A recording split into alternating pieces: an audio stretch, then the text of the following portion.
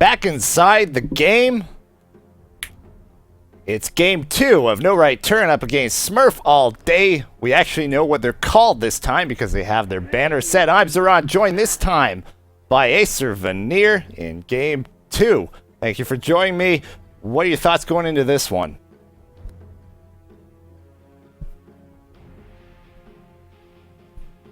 Maybe working on some technical hiccups as he's not coming through right now. So if he hears me, he can try and work that out as we're inside the draft. Game 1 going the way of No Right Turn. Pretty soundly. Smurf all day tried to bring it back there for a second, but No Right Turn having none of that. We had a little delay between game 1 and 2 as we had a switch up in the players. Tofu returning for No Right Turn. So complete lineup for them. Got a couple stand-ins to change up on Smurf all day. Nito now standing in. I can't recall at the moment who was in for game 1, but Nito going to be standing in game 2 for Smurf all day. Nick's Assassin leading off the picks. First pick. And Smurf all day taking out the Visage. Didn't really want to deal with that again. No Right Turn making very nice use of that. In game 1, again, Alchemist banned out early on in the first 4. Haven't really been seeing that in the RD2L as much. Certainly can't be a very high value hero when played correctly. So they may have some inside knowledge there on No Right Turn. Again, Batrider IO, nothing too surprising there on the bans from them.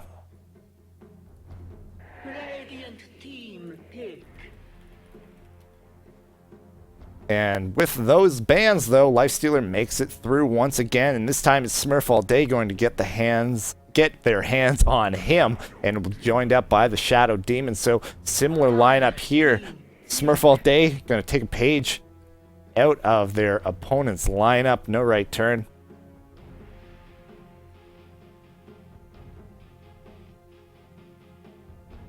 Ran that Lifestealer Shadow Demon. The +1 in that aggressive tri-lane was Visage. Set up as Shadow Demon. The slow out of Lifestealer burst from that Soul Assumption. Able to make kills happen up there. And on the opposite end of the spectrum, we once again see the same counter pick. The Bane against the Lifestealer. Again, now No Right Turn going to be in the defensive setup with Nick's Assassin and Bane. Not really the aggressive tri-lane potential. Especially if you're trying to walk into a Lifestealer Shadow Demon. No indication as of yet if Lifestealer is going to be in that aggressive tri-lane, give a solo safe lane hero, or if he's just going to be defensive tri-lane 1 carry. That is yet to be seen. Lina banned, just removing those follow-up stun combos from the Shadow Demon. Leshrac could be next up on the banning. Anti-Mage removed. Rainbow Party making it an imperative to remove that. Too successful in game 1. Darkseer has made it all the way to this point. Didn't really end up getting the opportunity to make an impact in game 1. Perhaps creating a bit of an oversight. And it should be interesting if it makes it through to the next round, because it would be very surprising to see him make it by 2 rounds of picks, but there's not going to make it through 2 rounds of bans. Ban out of the Darkseer. 1 more to go before he can get back to picks.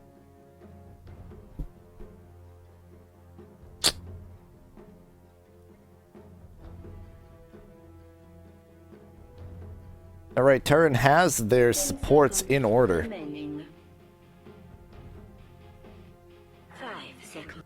seconds remaining.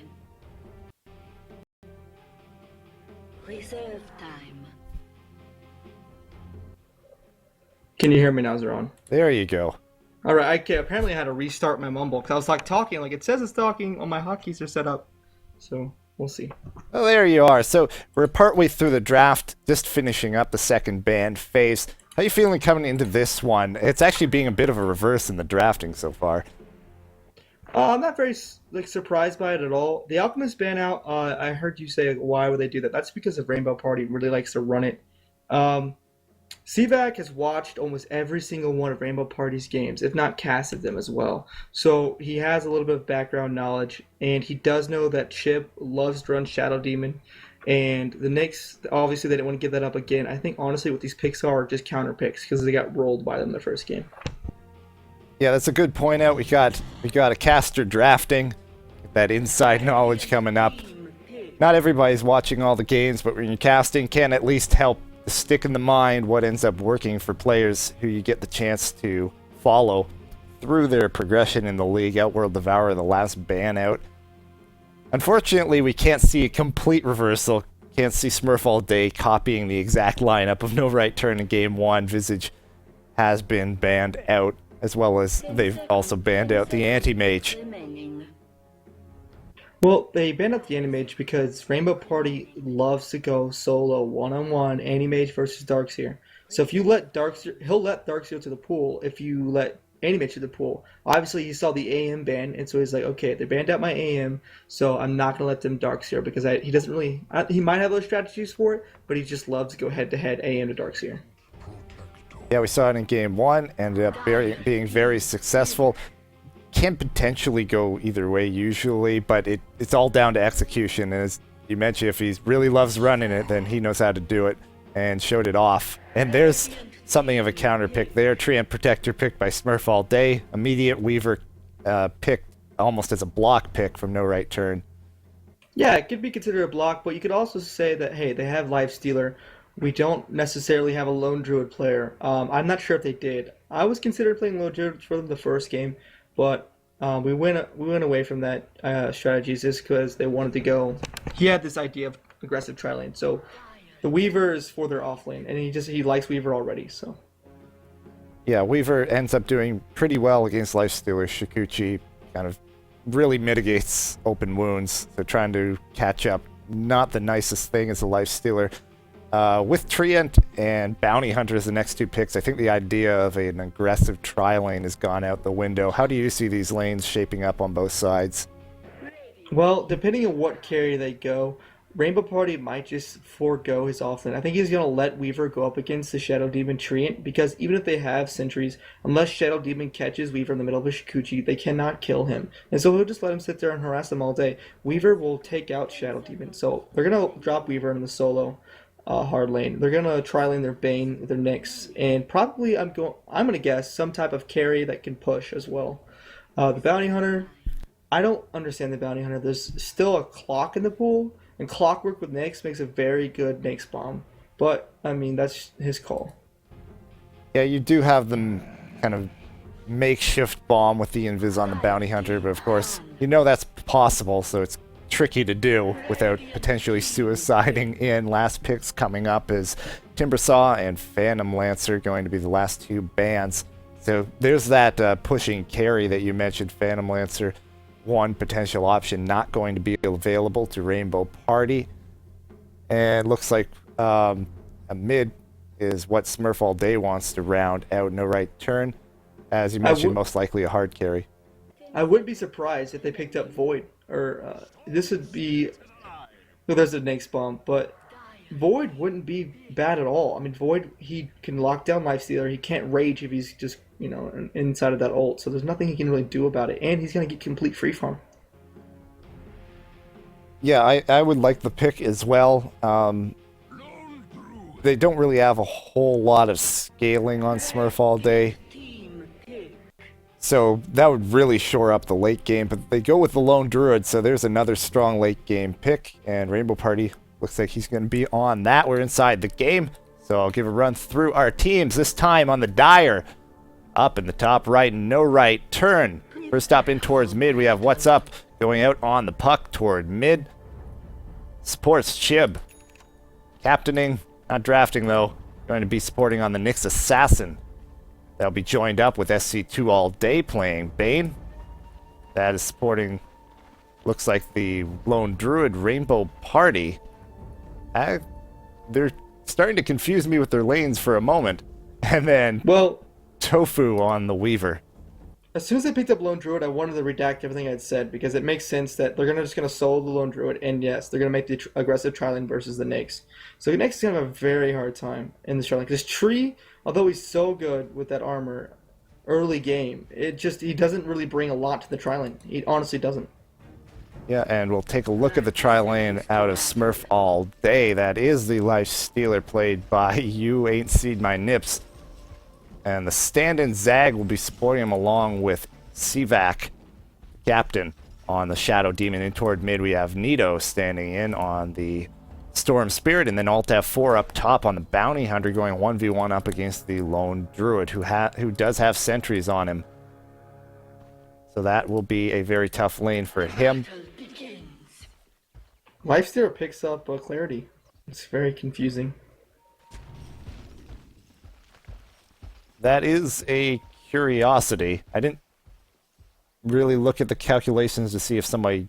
Actually, I should just hover over it, see if anyone gave that to him, and nope, he just bought that for some reason. He is going to have a hard time. No Stout Shield, no Hatchet. So he was just going... And CVAC stalled the wave, but he's lucky they also stalled their own wave. Or else that would have been inside the tower. Yeah, this ends up being an... This should be an interesting tri-lane situation because I don't know about you, but I wouldn't typically think of a Weaver Bane Nyx Assassin as aggressive tri-lane, but given what they're up against, they can make life, as you mentioned, a real pain here for You Ain't Seen My Nips on that Lifestealer. Bane is yet to level of skill. He needs to get his Enfeeble and just drop it on the Lifestealer right from the start. Yeah, if he has any intention on going Enfeeble, then I'm an advocate of waiting to see what you need, but if you want to go Enfeeble, you do that immediately, and he ends up going Nightmare, so deciding against that as a D-ward goes out toward that rune spot and area behind the trees. As Zag taking care of a bit of vision, and so far early on, you know, the last hits being kept down a bit. See Storm Spirit on top of the board, 9 last hits, Lifestealer sitting at 2. And taking a lot of harassment. Puck shouldn't be getting this dominated by Storm in middle. Yeah, off to a little bit of a rough start here is what's up. Still needs to work towards his bottle by 150 off of that. Nito, though, has his available, but the courier actually went down towards bottom. Wow, you should never take the courier in the first 2 minutes of the game. Yeah, that's something of a golden rule, especially in pubs. In the competitive scene, they may have made a team decision to do that. As you mentioned, the Lifestealer having a huge problem with no Stout Shield does have that on him now. May have used the courier to ship that out. I didn't see what was on it. But that does end up delaying the bottle being shipped to the Storm Spirit, which will help out Puck. They were really that worried. You can buy a Stout Shield in the side shop. Just push the lane out. Tree has it invis as soon as he gets level 2, and you could have just walked up. But, I mean, hey. Yeah, they may be a bit concerned about... They may be feeling a bit threatened. If they're feeling scared, then they may not want to do that, but it certainly was an option available to them. They didn't end up going that route. So far, though, Nito still on top of the board in mid, so fortunately for him, not hurting him too much. Up top, Alt F4 so far doing relatively well for himself considering what he's up against. And I'm trying to spot the bear. Did he get a kill on the bear? Or just... Oh, it just got sent home. There it was. Couldn't find it on my mini-map. As soon as bear hits level 5, he's screwed. But he already dropped down his sentry, which doesn't make any sense. He should have held on to those sentries until he's level 5 and could have gotten kills on the Gondar. Yeah, that's for the that's for when the entangle comes up. That's when you actually have a real threat as opposed to harass. But just standing under the sentry ward doesn't realize initially that it's there. Takes a couple extra hits.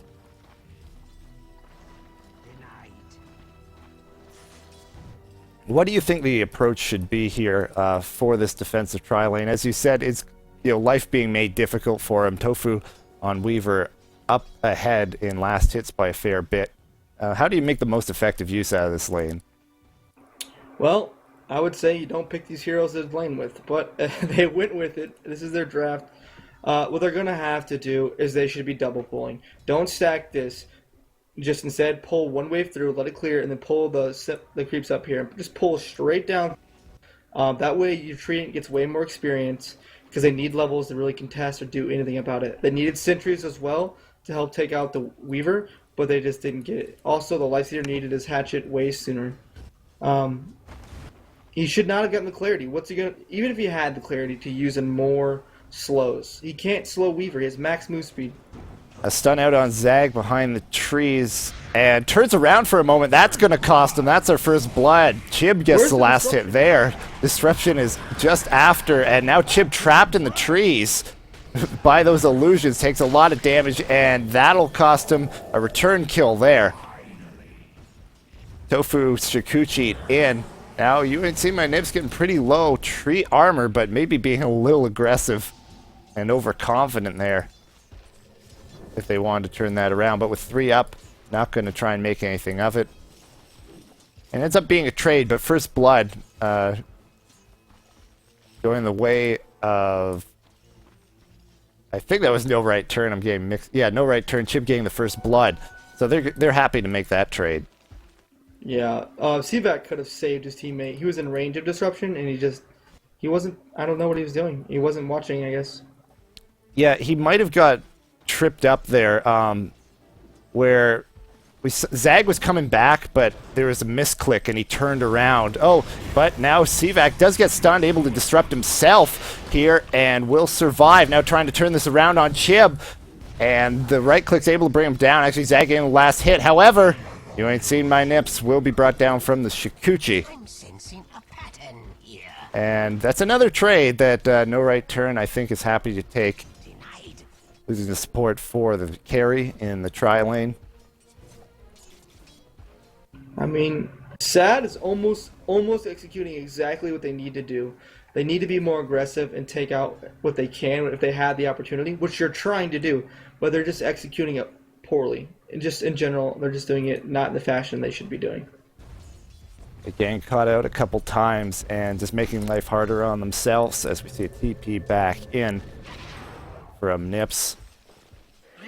In towards mid, still, it is Nito on top of the board, 34 last hits. You know, He that has early an lead, interesting name. the early lead has been kind of consistent. You know, Puck hasn't really let it extend to wider and wider margins, but hasn't been able to catch up either.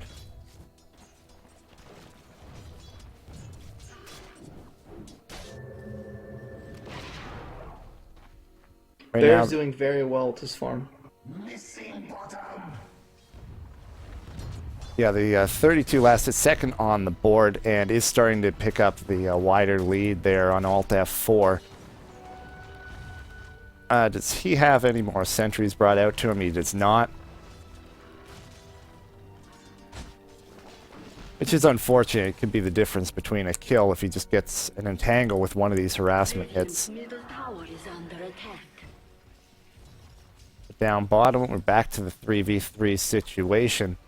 What do you think Did should you- be the... oh, sorry, ask your question. I was saying, did you watch what happened middle on the Storm Spirit?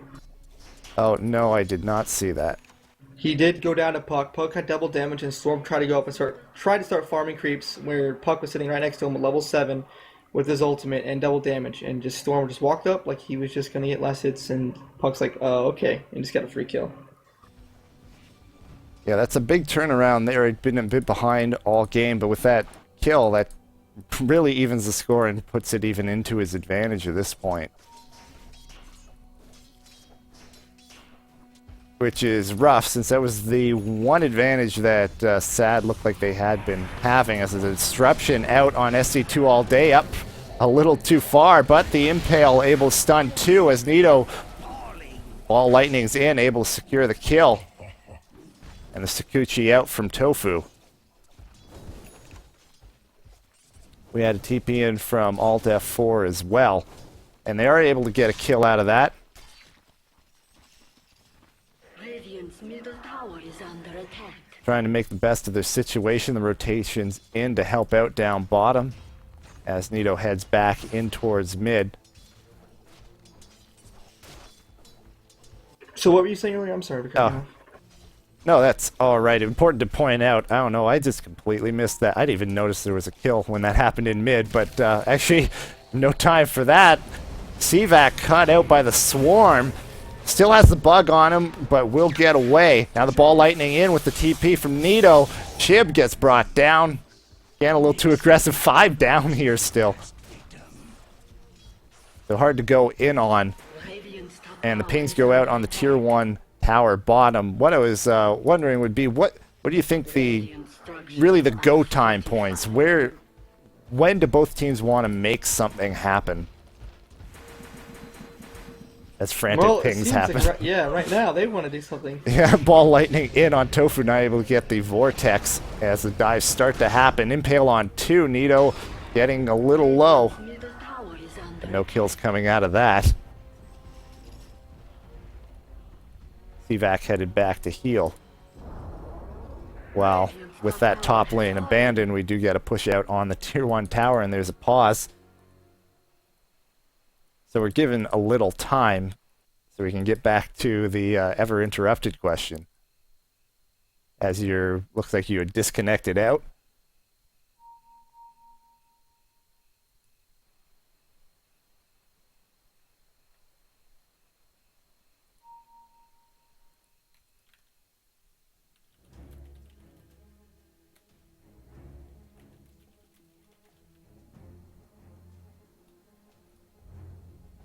So it looks like going to be some internet issues from Acer as he's disconnecting in and out. We can take this pause to take a look at kind of the state of the game, and the state of the items is what I like to look at when I get a free chance. We have Phase Boots up on Lifestealer. Very nice to have that on him as we see What's Up reconnect. Can you hear me now? I'm sorry. There you go. And you're Missouri rejoining lag us. for you. The Midwest. Well, it was perfect timing as What's Up. I had disconnected as well, and it's just reconnected. Yeah, so back to that question finally. When do they want to do things? Looking at Sad's lineup, they're honestly going for late game. They have the Storm, the Nakes Bombs, which is more mid game as well. But Treant needs levels. He needs level 7 to where he's very effective. Gondar needs to get higher just because of the Lone Druid and the Weaver that is contesting as well. So they have a lot of mid game options, but I think just because of their combos, it's going to be late game that they're going to be striving for. And whether they can execute in the mid game will really determine that. Also, looking at No Right Turns lineup, they are also, in the end, striving for late game. Both teams are really kind of weak in the mid game. It really just depends on who does better in the early game. And so you see these early fights, each team trying to really establish an early dominance. That way, going into the late game, they have much better lineups. I mean, you have the Bane and the Nyx, who both need levels to be just like truly effective, and Weaver, who needs a lot of items, honestly. Well, not a lot, but at least 2 items: a Desolator and a Lincoln's, especially in this, with a track on him. So, I mean, looking at it, they're both going for late game, and their mid game items. Well, that's really what's going to determine the game. Yeah, Alt F4 looking to make something happen as we see pings down bottom. Yeah, it is interesting compositions out of both, because they sort of have team fight and they sort of have a lot of individual targeting. Yeah. So it should be fun to see team fights break out, because it won't be quite so simple as, 4-man RP win the fight. It's going to be a lot of movement around, especially with the mobility out of a lot of these heroes as well. But Fiend's Grip goes out on UNC. My Nips held in place, is not raged, so he is taking damage from it. However, the follow-up damage not entirely there. The Infest not healing up very much, and he will be brought down. And now Sivak, the next target, but Nito is there with the Vortex to pull back, but getting very low. Ball Lightning ahead will be able to bring down the Bane. However, does get low, does have the Haste Rune to back off. Now going to try and turn this around on Chib, the Overload doing a lot of damage as well, and continuing to chase, able to bring him down, and nothing that Tofu can do. And even the Vortex goes out. I didn't see what gave them vision there. Oh, there is a sentry just further down, was on the edge of that. And that's a triple kill the way of Nito, and that's exactly what the doctor ordered for Sad. At the same time, they did lose their mid tower. Yeah, every time they're going to move out, Rainbow Party is there to split push and push them down very quickly. They're doing his job, certainly.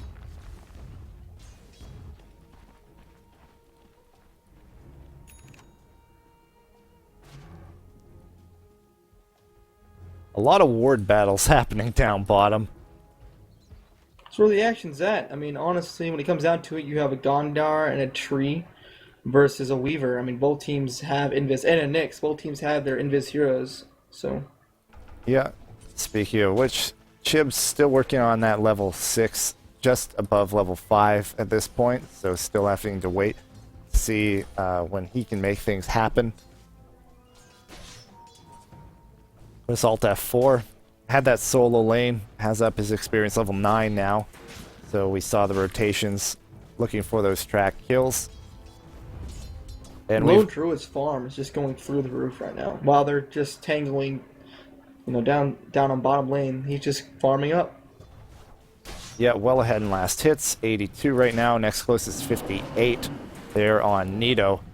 And the net worth shows it as well. Track goes out on him as Bounty and Nito try and combine up here for the kill. And looks like good time. Nice Do they have enough? Ball lightning ahead.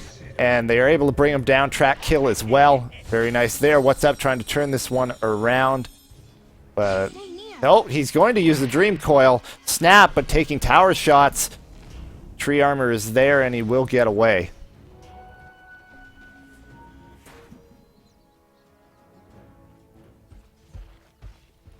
Drop the ulti, not able to make something happen of it. Smoke goes out as the target is what's up here. Overload charge vortex. Soul catcher to boot.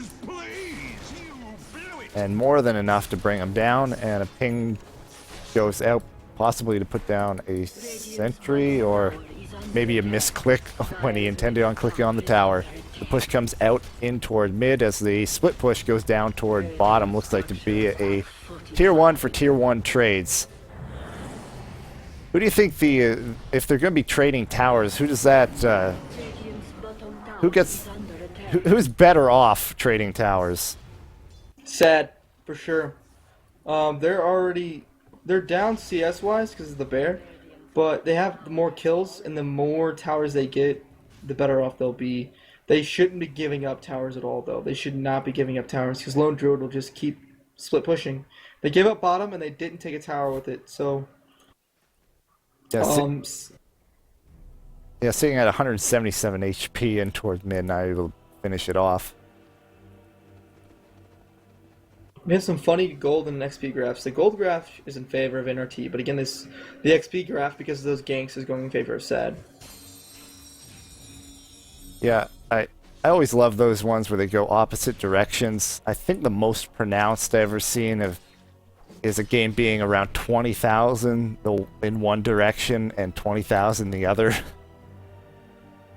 Hard to do, but it happens once in a while. One of those anomalies pops up in Dota. Not quite to that extreme here, though.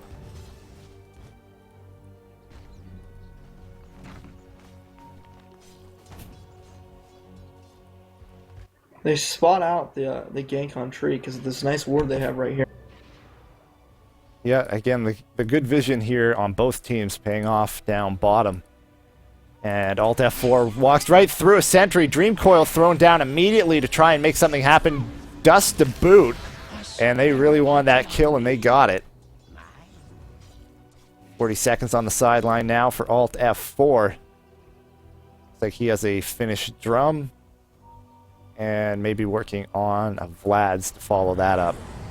Bear almost has his Radiance. Again, there's a maybe team fight on bottom. They're backing. Yeah, looks like they'll be backing up in time to have no consequences there. The little nuances I always find interesting to see what people prefer and how they build their heroes. Rainbow Party has phase boots up on the Spirit Bear, no boots on his Lone Druid before going in toward that relic.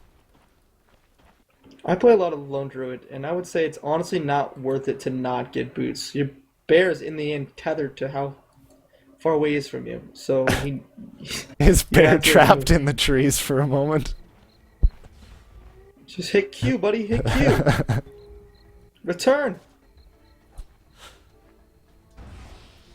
Oh, Dota pathing. Ping's going out again. More wards. Yeah, the laning seemed to be going the way of no right turn, but once we see a lot of movement around the map, Smurf all day's been able to make a lot more happen. It all has to do with A disruption goes out as Sivak up too far, bursted down very quickly. Nito brought down at the same time. Just as I say that, the rotation's going way better here for no right turn. That's 3 kills. And now the ping go out on the tier 2, and more than likely will be enough. Fortify is not available. And 30 seconds, the sidelines for both the Storm and Bounty Hunter will be very tough to hold this off with the Lone Druid on the opposite side. both teams are not that strong in the mid game, but it really just depends on how. Well, no, they scale well into the mid game, into the later mid game to late game with the Nyx getting levels. But Nyx is still in level 7. But again, like I said earlier, it's all about execution. And at first, it was sad executing better, but now with no return with those first few ganks and those kills, it's going in their direction. Oh, I am an absolute preacher of execution as the primary factor. I'm in the same boat where, you know, they kind of, Smurf all day made it a little tough in their laning based on the way they ended up drafting, but all comes down to what you do with it. And been a bit of a back and forth here, both sides having their ups and downs, and that's going to make for a fun game to watch. See if it can keep up the pace. We have a couple supports hanging out in towards mid. Rotation up top out of all F4 as well as Nips. The thing is, the idea behind, I think it really has to come down to the tree pick. And the idea behind the tree pick is that you can be aggressive and dive on people because you have the armor to protect you. However, they didn't really do that much in the early game with the tower dive. They really weren't doing anything at all. But when you pick tree, oh, there's the ball lightning in, catches on what's up. However, Puck, tricky one to lock down, will jaunt away. Fiend's Grip then goes out on Nito. The Lone Druid Bear is there. Radiance is up, so doing a bit of Radiance burn damage, but wasn't in range to attack. At the same time, able to bring down Sivak. The Overgrowth just to hold everyone back as Zag looks to retreat himself. Blink forward out of what's up. Bear chasing. Radiance is there. He's out of attack range. The orb through. Goes invis. Brought down. As the Radiance burn enough to finish him off. I was noticing that the Radiance was not eating through tree armor. I didn't have a close enough eye on that. Storm kept his tree armor the entire time Bear was on top of him with the Radiance, and I was wondering, is that... What is that? It should just go instantly through it, honestly. I'm not sure what kind of damage burn damage is. Is it magic? If it's HP removal, it would go under. It doesn't say when I hover over it. I know, it doesn't say at all for me either. I'm trying to... I want to know. Because that armor literally stayed on for 3 seconds, and that doesn't make sense if it's a burn. Yeah, they're looking to get Roshan on the back of that fight. Did you happen to catch what happened to Sivak? I couldn't... He was off screen during the action when he got brought down. Oh, no, I was so caught up in how the hell the armor stayed on Storm Spirit.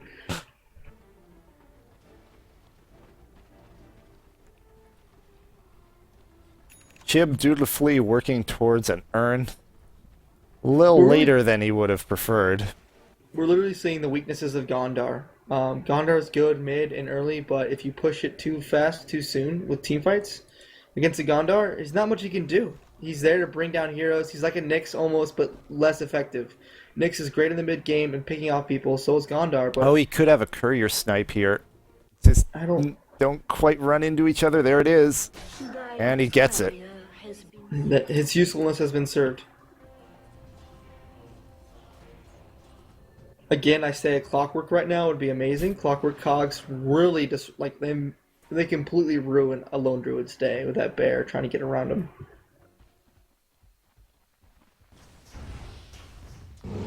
Yeah, as it is looking to make the most out of it. One thing you can say is if they're able to trade evenly, then they can make up for it with the track, as we have the ball lightning well deep with the infest bomb. Get 2 almost immediately. SC2 all day has the feed script out, but that just makes him a giant target. Rainbow Party, no one left to help him. He's brought down. The Aegis is up, but the bear can do work. Radiant's doing a lot of damage. They're going to focus down the bear and then go back on Rainbow Party.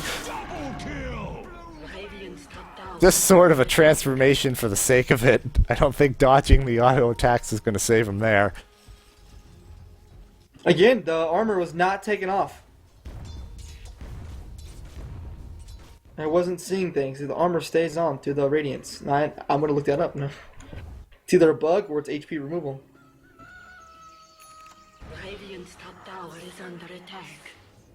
The handy little research partner here, as I can keep an eye on the game and you can look up things that we don't understand, because Dota 2 has an endless number of exceptions. We have Lincoln's done on Tofu, so Weaver will at least be able to dissuade those constant tracks on him. Vlad's done on Alt F4. And an armlet there on You Ain't Seen My Nips. Looks like we may end up having some action in toward mid. Ball lightning in, then ball lightning back. And that costs a lot of mana.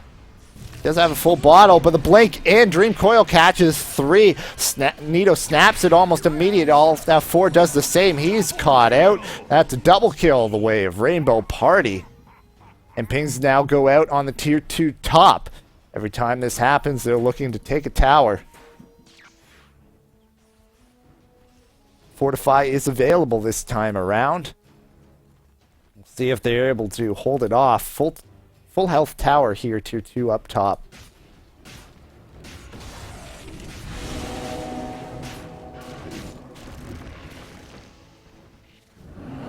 Mech used there. Looks like an Assault Cuirass coming up for the Bears. Actually opted for the armor before the Hyperstone.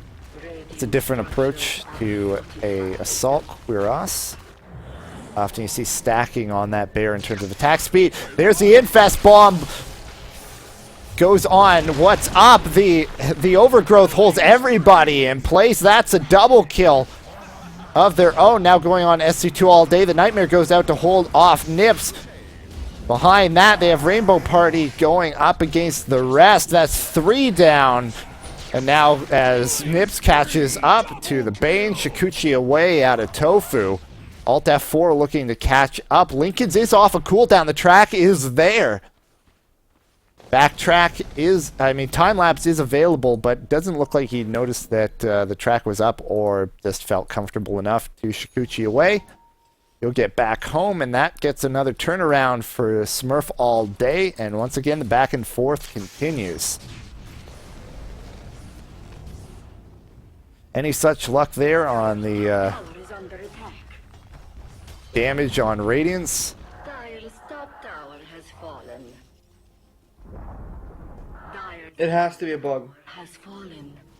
Can you hear me? Yeah, I do. Sorry, if I DC it, apparently it resets my mumble settings. I don't know. But Okay. I DC'd from the alt tab, but I looked it up. The burn damage is magical damage, which I always thought it was. So magic damage per second should interact with tree armor. It should, in fact, take it off. It's like Ion Shell, almost, Yeah. but in a AoE. So for it not to be taken away instantly, because it is over time 50 per second, it means one of two things. It's either a bug, or Radiance hits once every second for 50 damage. But I don't think that's how it works. If you just watch the bear run up to a creep, it should keep continuously lose. Watch these neutrals. No, they're clicking down. Actually, it might be. I think it actually is once per, Oh. like 50 per second, because you'll see if you have a fight and you kill the bear, a second later it will tick again. So I've actually seen heroes die after the bear dies from Radiance Yeah, burn. I've done that before. Okay, that makes sense. But, And ball in the lightning wiki- in there on what's up. Aggressive no infest bomb this time around. Up too far. Feed script now. And a little overconfidence there diving into everyone. Sorry. According to the wiki, though, it is supposed. It doesn't say anything about the damage tick or the intervals, and I was looking up everywhere. But I guess that's just something you have to know. So maybe that's why it doesn't burn off tree armor. It's just tree armor has 7 charges, so you can last 7 seconds underneath it. It seems a bit ridiculous. Now pushing down this tier 3 with the Storm on the sidelines for 25 more seconds. They're going to try and hold this one out. It's going to be difficult. Soul Catcher not only landing on a creep there. Bear getting harassed down. Looks like he's going to lose it. Does. Resummon in 5 seconds as Nibs wants to go in. Rage going to run out though. And there's a Nightmare to hold him in place and then accidentally takes it on himself. Overgrowth holds the Bear and Weaver in place. An awkward fight. Entangle goes out. Infest to get out of that. Going to try and go on SC2 all day. Here comes Nito diving in with the ball lightning.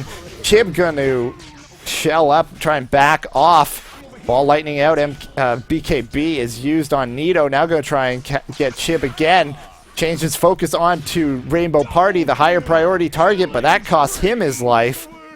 And out of all of that becomes a 4-for-3 trade. The right turn getting the better of that. Buyback out of Nito. But all in all, they hold the tier 3. Tower is under attack. Lone Druid didn't get a single root off on that Storm Spirit. Yeah, I saw one entangled during that fight. That was on the Lifestealer. Radiant's top tower is under attack. What's interesting is that Gondar pretty much went in to die again because they dusted him out and then he ran around trying to go behind. But Nyx actually saw him when he came back around and actually almost killed him. But then the dust wore off and then he ran back into this range to this ward, which they'd already been seen on, and then just died. Whoa, long range ball lightning, but the Lincoln Sphere gonna save Tofu there. That was about from here. A lot of mana spent on that one. Gonna get that Desolator with that Lincoln's. Only needs 2 items to really be really effective. Yeah, survivability then damage. As the teams start to back off just a little bit, being a Lone Druid player yourself, mentioning those lack of roots, do you have a personal record for number of consecutive lack of roots?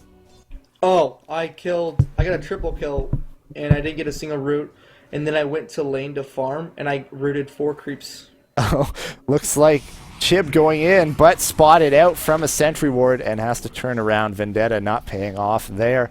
May turn into a team fight here around Roche. Track goes out there on SC2 all day.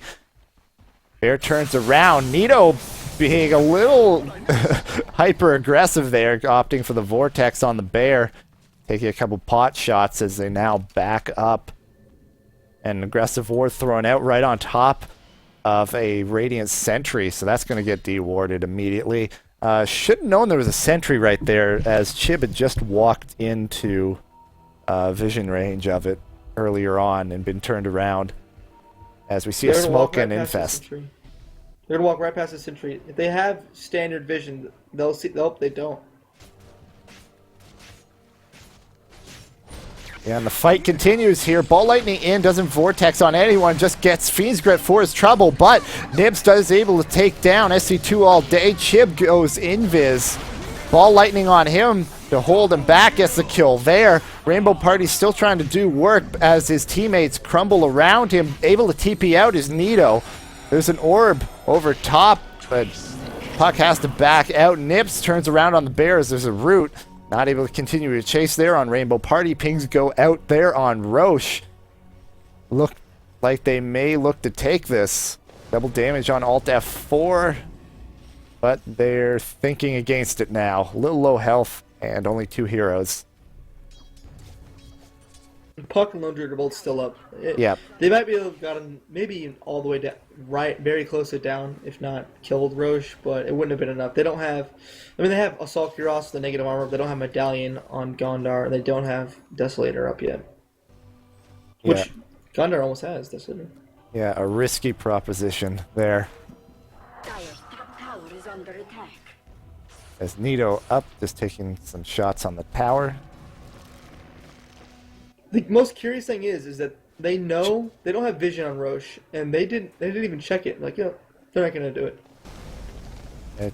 Chib is Vendetta. There goes the Sentry Ward. Not quite in time. Able to get the hit on CVAC and the Impale on 2.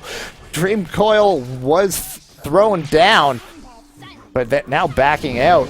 SC2 all day in trouble. Ends up 2 for 1 so far.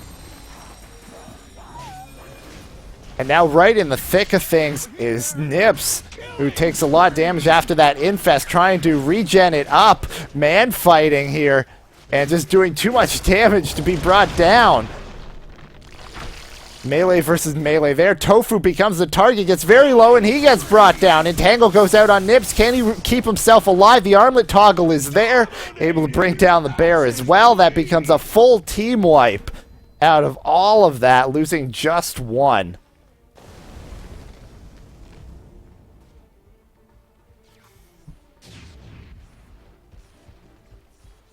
Yeah, well, I want to say that's what you can do when you have a macro set up for your armlet.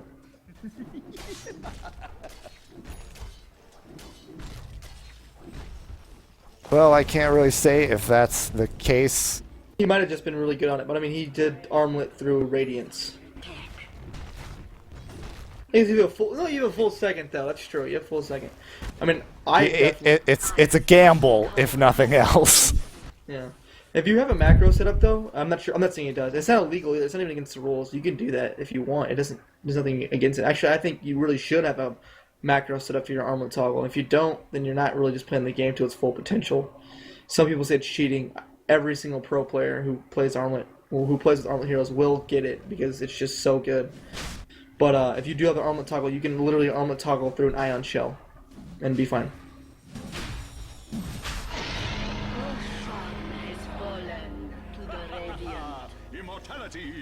Yeah, I don't have any macros set up myself. Kind of come from StarCraft 2 tournament rules, which do disallow that. So just kind of it's kind of old, different game, old school rules style. I'm sure there might. Ball lightning in on Rainbow Party, up a little far as the rest of the team diving in. It will bring him down. I'm sure there are some rules against it in some tournaments. I don't see. I just haven't. I've never heard of anyone talking about macros being against the rules in Dota 2 ever. If they are, there's been them up for. Yeah, there's been this kind of. There's no standard at all as far as I've seen in terms of Dota rules. Occasionally you have something pop up where tournaments decide, you know what, we don't want this in our tournament. I can't recall specific macros necessarily. I do remember the Phantom Lancer Quelling Blade bug being banned by a couple tournaments until it was fixed. It's kind of all over the place. Dream Coil thrown out on 3. Nightmare goes out on Nips immediately. BKB out of Nito, but he gets Fiend's gripped and held in place. No damage following him up, though. Overgrowth holds Puck and Tofu in place for a moment. Chib trying to back off, get away from Nips, turns around, goes on Tofu. 3 down now. The respawning Rainbow Party will be coming up in a moment. They've already got the mid. Melee racks and GG will be called. Wow. Why? Why would you GG it? Just going to give it up there. I wouldn't have said impossible to come back either. So, but can't really say the mindset of the team. If everybody's given up, then that can make it all the harder. Ultimately, though, we see Smurf all day turn this one around. Ends up being a 1-1 series. In a real back and forth game here.